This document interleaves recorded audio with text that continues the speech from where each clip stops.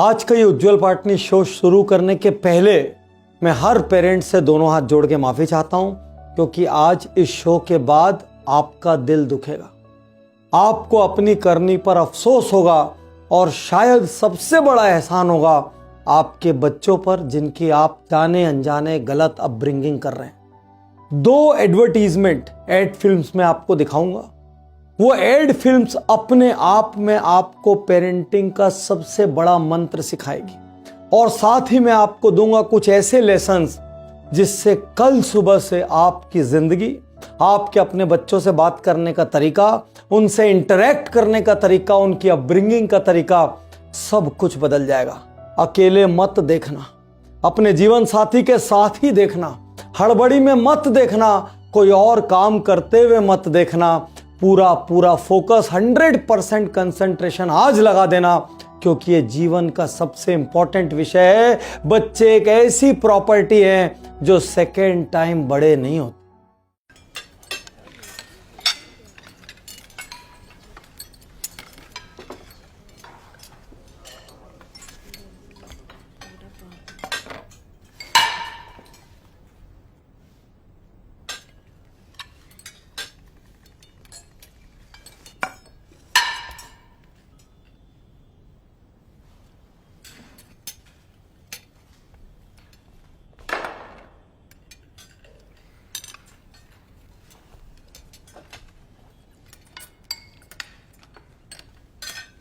क्या जरूरत थी छोरे से इतना गुस्सा करने की?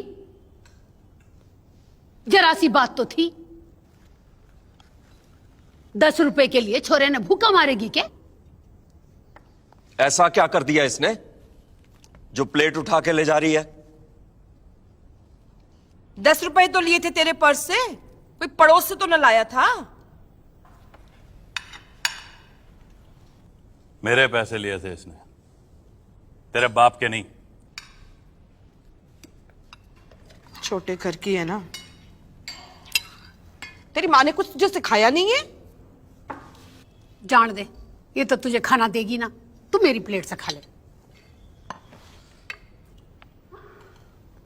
तैं अपने खाने की चिंता कर। इसने 10 रुपए लिए ना हैं, चुराए हैं।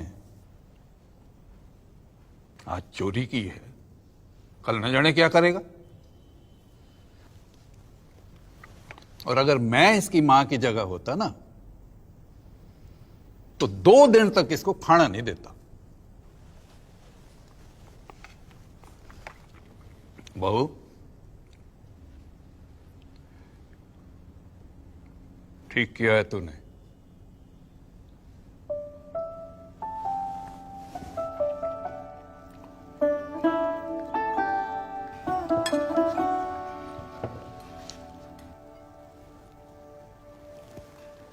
खा ले।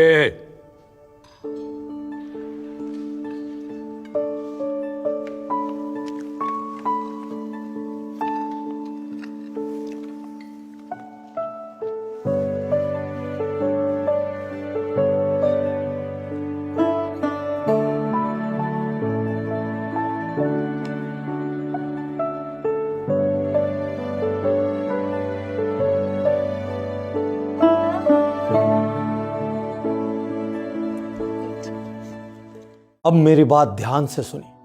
कुछ दिन पहले मैं किसी रिलेटिव के यहाँ बैठा था और अचानक उनको एक फोन आया। फोन उठाया तो बच्चे का फोन था। बच्चे ने कहा, पापा मम्मी मैगी नहीं दे रही है, मेरी मैगी खाने की बहुत इच्छा है। पापा ने कहा, चलो मम्मी को फोन दो। मम्मी ने फोन उठाया। पापा ने कहा, कोई बात नहीं, दे दो आज। मम्मी ने रजिस्ट करने की कोशिश की। पापा ने कहा, मैं कह रहा हूं ना भाई, दे दो, इतनी छोटी सी चीज के लिए बच्चे को रुलाने की क्या जरूरत है।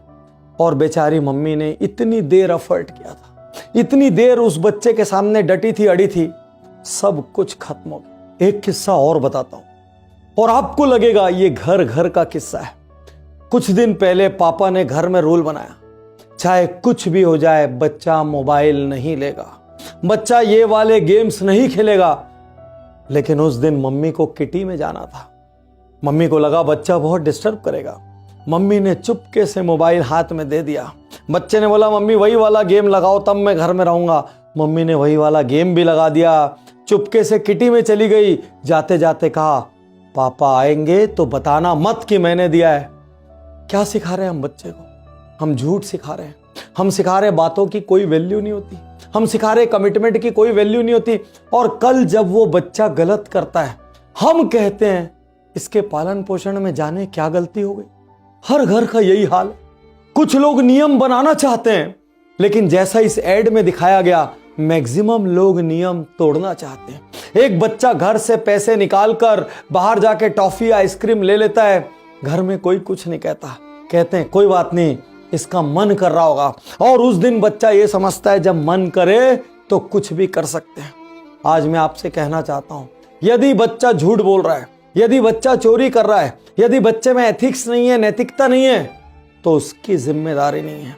जो अपब्रिंगिंग आपने दी है, जिस तरीके से आपने बड़ा किया है, जो कुछ उसने घर में देखा है, वही वो कर रहा है।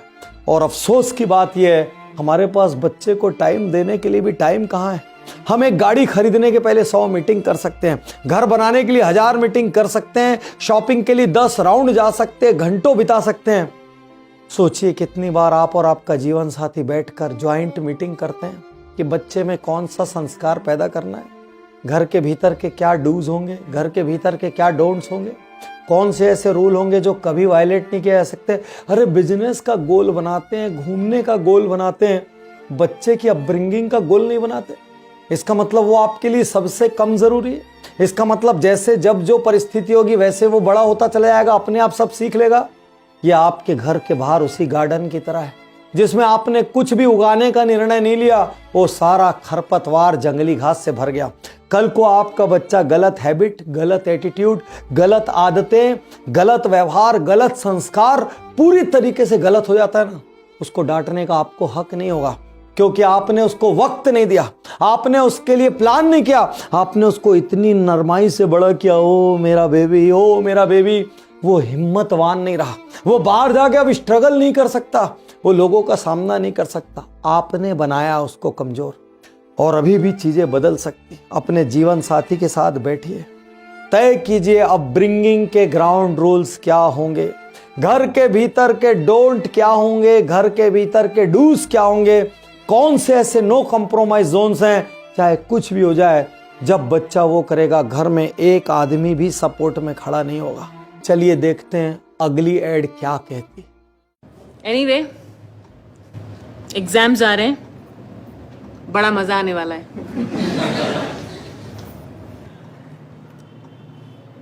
आपको 9th स्टैंडर्ड में कितने मार्क्स मिले थे?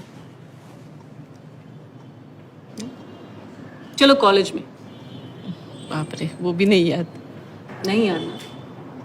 मुझे तो सिर्फ 59% मिले थे, पर फिर भी आज मैं आपके बच्चे की स्कूल की प्रिंसिपल हूं।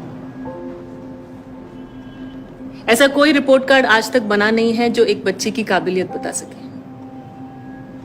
रिपोर्ट कार्ड बताते हैं तो कुछ नंबर जो वैसे भी किसी को याद नहीं रहने वाले। मार्क्स छोड़िए और सीखने पर जोर डालिए। दोस्तों, ये नंबर की जंग हर घर की कहानी है। जब बच्चा 5th आता है, हम तारीफ नहीं कर पाते क्योंकि हमको पता है 4 और लोग उससे आगे हैं। अरे यहां तक 2nd भी आता है ना, तो हम उससे पूछते हैं, बेटा 1st कब आओगे? बिटिया तुमने टॉप नहीं किया, इतनी तैयारी करने के बाद भी उसको देखो, उसके केमिस्ट्री में कितने अच्छे नंबर आए। कभी आपने अपने बच्चे पर ध्यान दिया कि नंबर के अलावा उसको कितना कुछ आता है, उसका कॉन्फिडेंस कितना अच्छा है, वो डांस में कितनी अच्छी, वो सिंगिंग में कितनी अच्छी, वो स्पोर्ट्स में कितनी अच्छी, वो आपकी बात सुनती है, वो टाइम पे खाना खाते हैं, वो घर में बहुत प्रेम प्यार से रहते हैं, वैल्यूज है, कल्चर है। अरे 2-4 नंबर कम हो जाएंगे तो क्या हो जाएगा, क्या हो जाएगा? मैं आपके सामने बैठा हूं, मेरा नाम डॉक्टर उज्जवल पाटनी है। मैं छत्तीसगढ़ के एक छोटे से शहर दुर्ग में मेरी पढ़ाई हुई है, और जिस स्कूल में मैं पढ़ता था, अपनी क्लास के सबसे खराब स्टूडेंट्स में से एक था। लोग कहते हैं भगवान है कि नहीं पता, मुझे पता है भगवान है, क्योंकि हर बार मुझे लगता था मुझे भगवान ने पास कराया। यदि जिंदगी में सिर्फ स्कूल के नंबर महत्वपूर्ण होते तो मैं एक दिन डेंटल सर्जन नहीं बनता, मैं एक दिन मोटिवेशनल स्पीकर, बिजनेस कोच नहीं बनता। आज यहां बैठ के आप मेरी बात नहीं सुन रहे होते, उज्जवल पाटनी यूट्यूब चैनल के मिलियंस ऑफ फॉलोअर्स नहीं होते, जीत यार रहो तैयार, पावर थिंकिंग जैसी 7-8 पुस्तकें वर्ल्ड ओवर नहीं चलती, यदि सिर्फ चाइल्डहुड के नंबर महत्वपूर्ण हो। आज आपसे कहना चाहता हूं, अपने बच्चों को नंबर्स के बियॉन्ड देखिए। मेरी मदर ने मुझे नंबर के बियॉन्ड देखा था। वो सिर्फ एक चीज कहती थी, ट्राई करके देख, कोई भी चीज ट्राई करके देख। और हार गए तो एक सवाल पूछती थी, पूरी ताकत से ट्राई किया कि नहीं? क्योंकि पूरी ताकत से ट्राई करके हार भी जाए ना तो मलाल नहीं होता। आज यहां मैं हर पेरेंट से कहना चाहता हूं, आपका बच्चा नंबरों के परे बहुत कुछ है। वो आपसे बहुत प्रेम करता है, वो दुनिया में यूनिक है। वो आपकी एक मुस्कान, तारीफ का एक बोल सुनने के लिए जीता मरता है। उसको लगता है कि मैं अपनी मम्मी का सबसे प्यारा रहूं, अपने पापा के लिए सबसे वैल्यूएबल रहूं। वो बार बार आपसे सवाल करता है, शब्दों में नहीं भावनाओं में, क्यों आप लोग मेरे को हर वक्त दूसरों से कंपेयर करते हो?